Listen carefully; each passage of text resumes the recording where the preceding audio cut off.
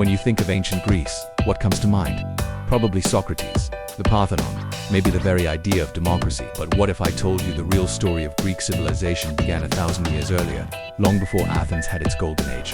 Two mysterious and powerful cultures laid the groundwork for everything we associate with ancient Greece. These are the forgotten kingdoms of the Minoans and the Mycenaeans. They were the real-life people behind the myths of the Minotaur and his labyrinth and the legendary city of Troy. So if you want to understand where Greece truly began, forget what you think you know. We're going back to the Bronze Age, to the true dawn of Western civilization. Our journey starts on the stunning island of Crete, home to the Minoans, who flourished from around 3000 to 1450 BCE. Picture a civilization completely in tune with the sea. Unlike other ancient powers, the Minoans didn't build massive walls or fortresses. Their security came from their powerful navy, which dominated the Aegean Sea. Their palaces, like the sprawling complex at Knossos, were vibrant centers of trade, art and ceremony, open and unfortified. They were master traders, exchanging goods from Egypt to the Levant.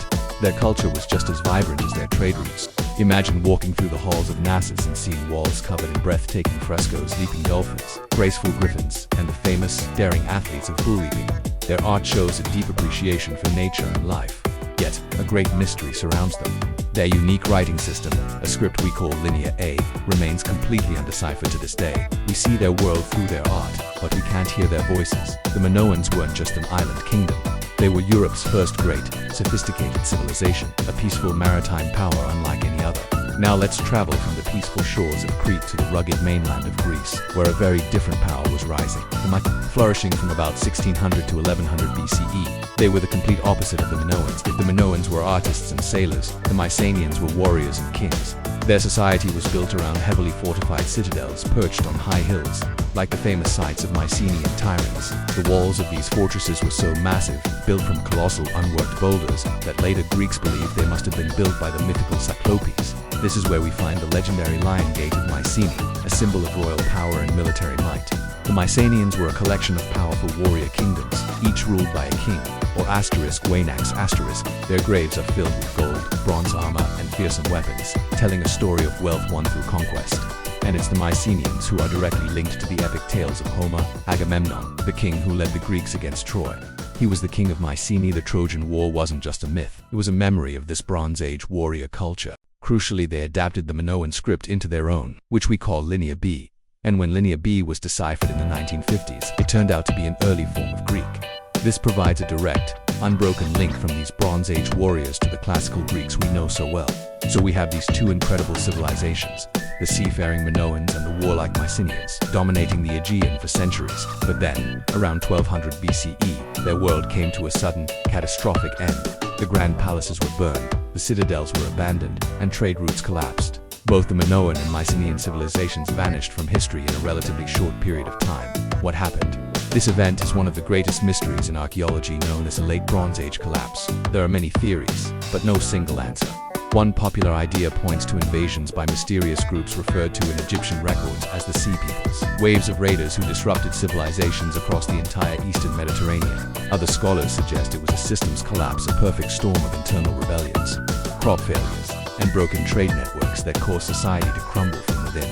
More recent evidence points to severe widespread drought and climate change that could have triggered famines and mass migrations. Whatever the cause, the result was devastating.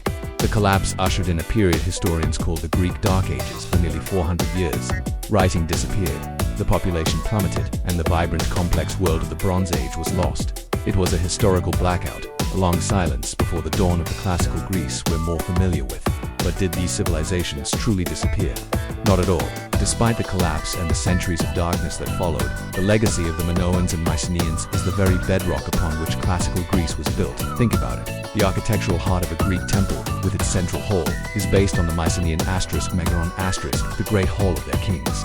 The trade routes they pioneered were eventually re-established, connecting Greece to the wider world once more.